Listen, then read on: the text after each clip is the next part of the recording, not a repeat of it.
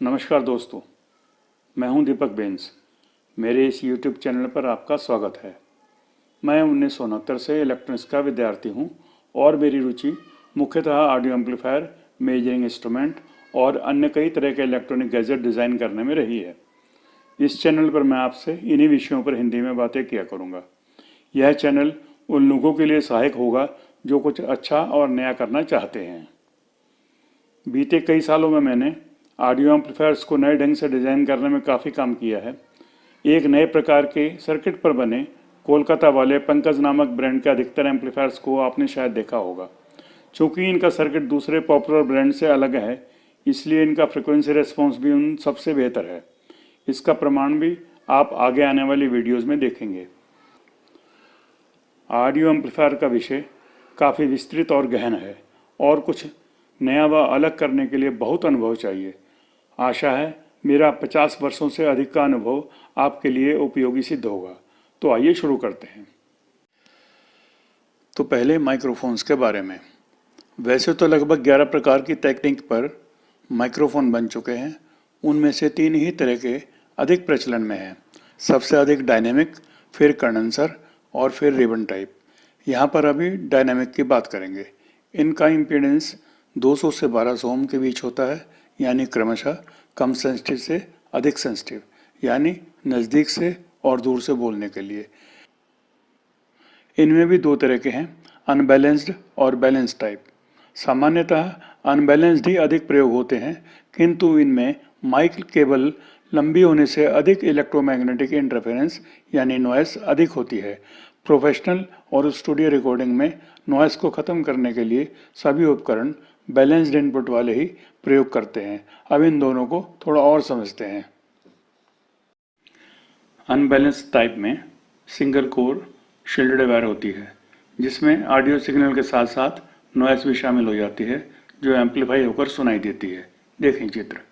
इस तरह की इलेक्ट्रोमैग्नेटिक इंटरफेरेंस यानी नॉइस को खत्म करने के लिए ही बैलेंस्ड इनपुट तकनीक का उपयोग होता है। बैलेंस्ड इनपुट में ऑडियो सिग्नल के लिए 2 समान तारें जो आपस में गुथी हुई यानी ट्विस्टेड होती हैं और उनके ऊपर ग्राउंड शील्डिंग होती है।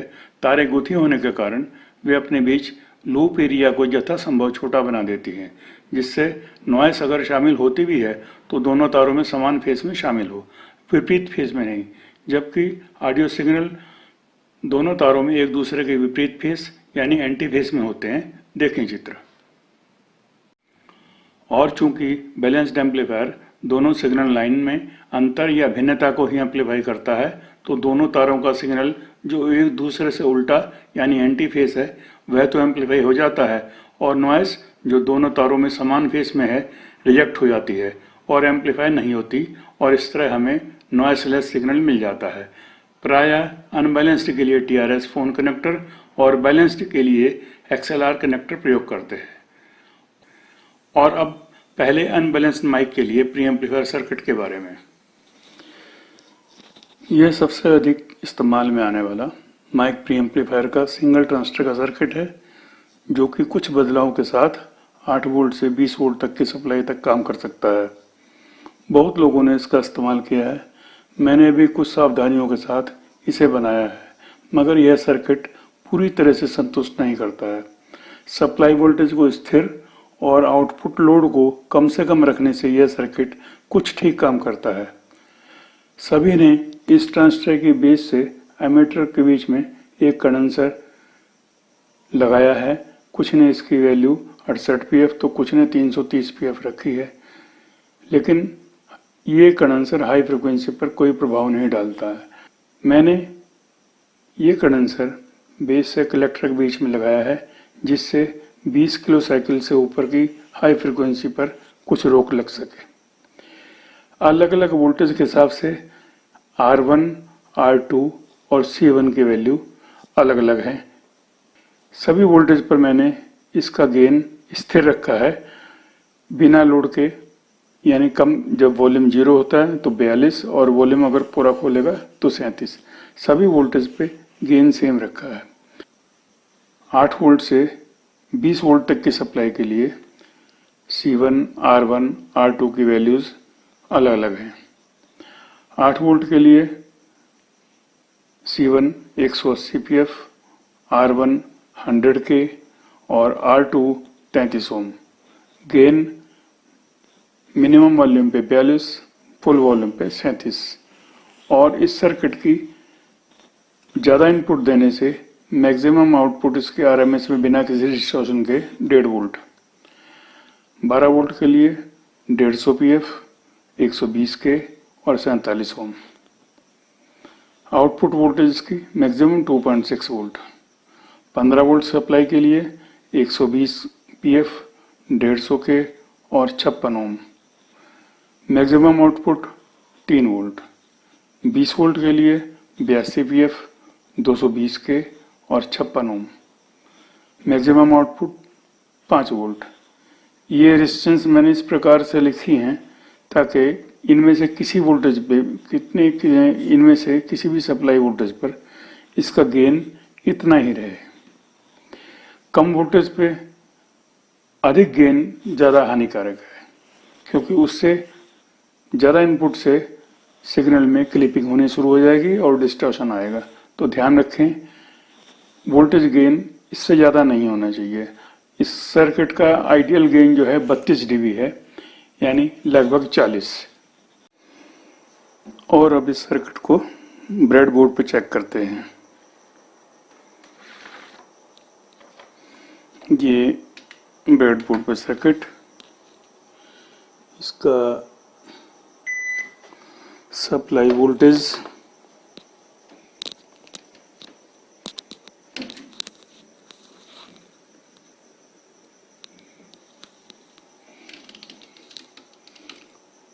बारह वोल्ट की सप्लाई,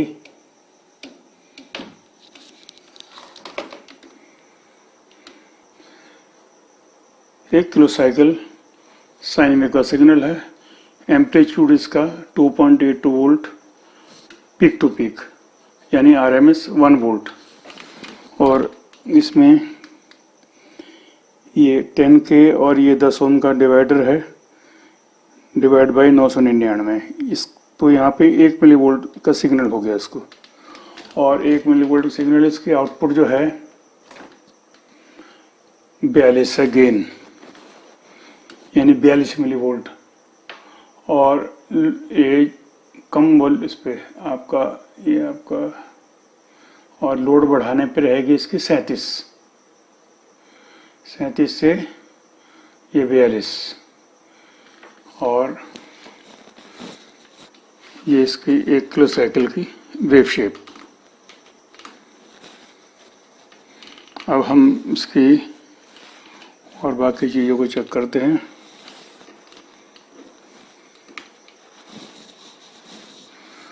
इसकी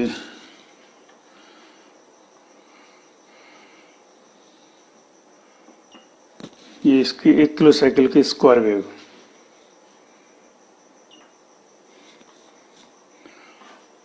अब इसको हम और नीचे करते हैं। 2 kilo cycle, 3, 4, 5, 6, 7, 8, 9, 10 kilo cycle square wave का सिग्नल है। और 11 और ये 20 किलो साइकिल स्क्वायर वेव। अब देखते हैं 20 किलो साइकिल, ये sine wave, 20 kilo cycle sine wave.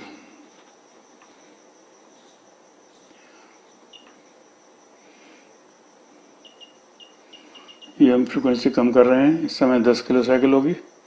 8, 7, 6, 4, 3, 2, 1 kilo cycle. अब 1 किलो साइकिल से नीचे आए, 900, 800, 700, 600, 500 साइकिल, 300 साइकिल, ये 100 साइकिल आ गई। ये 70 cycle, 60, 50, 40, 30 cycle, 20 cycle.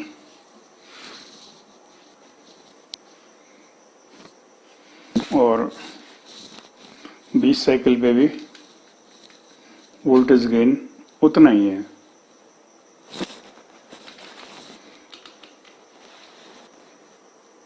Base cycle.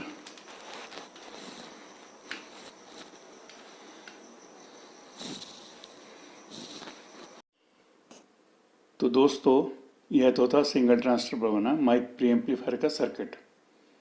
मैंने एनी 5534, TL082 और 4558 IC से भी माइक प्री एम्पलीफायर सर्किट बनाए हैं। 32 dB यानी गुना 40 के गेन पर TL082 और 4558 IC की बैंडविड्थ कम है, जिसके कारण इनका हाई फ्रिक्वेंसी रेस्पॉन्स कुछ कम हो जाता है। एनी 5534 चूँकि हाई स्पीड IC है, इसलिए इसका रेस्पॉन्स TL082 और 4558 से कुछ बेहतर है, लेकिन 5534 काफ़ी महंगा है, सो मैंने 4558 पर दोबारा काम किया। कहते हैं ना कि सोना जितना तपेगा उतना चमकेगा, अनुभव भी इसी प्रकार है। अब यह जो सर्किट आपके सामने है, इसमें 4558 के एक हिस्से से गुना 10 और दूसरे हिस्से से गुना 4 का गेन लिया है। दोनों को मिलाकर गुना 40 यानी 32 dB का गेन मिल गया। चूँकि 4558 के प्रत्येक हिस्से का गेन कम रखा गया है, सो पूरी बैंडविड्थ बिना किसी डिस्टॉर्शन के प्राप्त हो गई। इस सर्किट का रेस्पॉन्स अन्य किसी भी सर्किट से बहुत बेहतर है। सप्लाई वोल्टेज और आउटपुट लोड वैरी होने से भी गेन और रेस्पॉन्स पर कोई प्रभाव नहीं पड़ता। 9 वोल्ट से 20 वोल्ट तक की सप्लाई तक बिना किसी बदलाव के ठीक काम करता है, और उसका आउटपुट वोल्टेज स्विंग भी ट्रांजिस्टर सर्किट के मुकाबले में अधिक है। इसकी बैंडविड्थ -3 dB पर 4 साइकिल से 39 किलो साइकिल, -2 dB पर 7 साइकिल से 31 किलो साइकिल और -1 dB पर 11 साइकिल से 20 किलो साइकिल है। इसका वोल्टेज स्विंग 8 वोल्ट पे 1.7, 9 वोल्ट पे 2 वोल्ट, 12 वोल्ट पे 3.2 वोल्ट, 15 वोल्ट पे 4.3 और 20 वोल्ट पे 6 है, जो ट्रांजिस्टर सर्किट के मुकाबले में काफ़ी अधिक है। अब इस सर्किट को चलाकर देखते हैं। यह सप्लाई वोल्टेज अभी इसके 12 वोल्ट दी हुई है।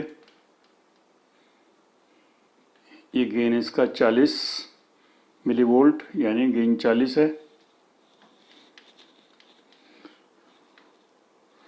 Input 1 kilo cycle sine wave 2.82 volt peak to peak यानी 1 वोल्ट RMS।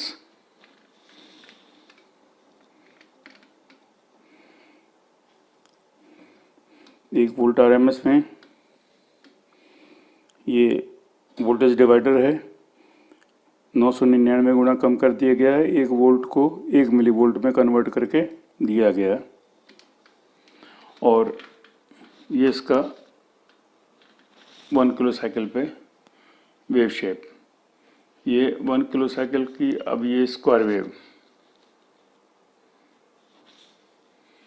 और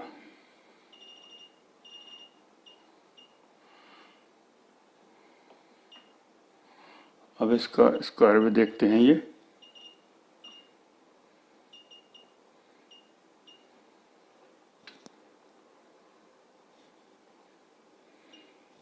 20 किलो साइकिल पे स्क्वायर वेव, ये 10 किलो साइकिल पे स्क्वायर वेव।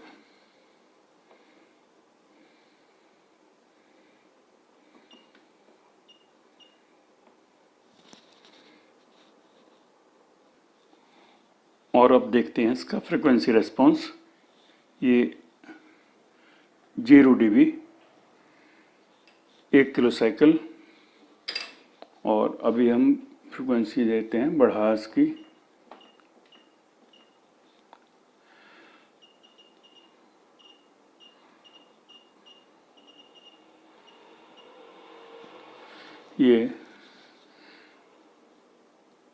ये 20 किलो साइकिल, और 20 किलो साइकिल पे इसका रेस्पॉन्स 1 dB के लगभग, 20 किलो साइकिल पे -1 dB।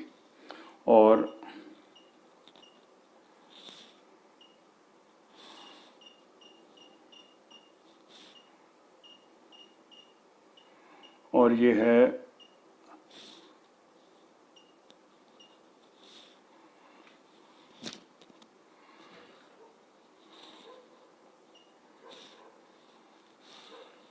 40 kilo cycle 40 kilo cycle पे माइनस 3 dB। और अब देखते हैं लो फ्रिक्वेंसी पर।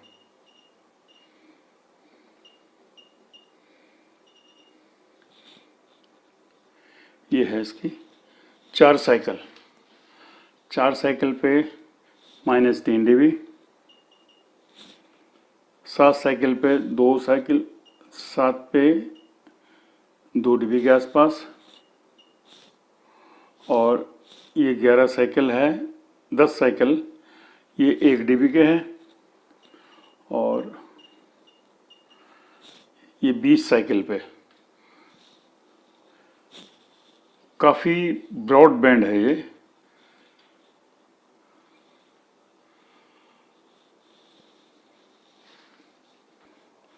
जैसा कि मैंने कहा है कि ये काफ़ी ब्रॉड बैंड है और बहुत अच्छा सर्किट बन पाया है ये।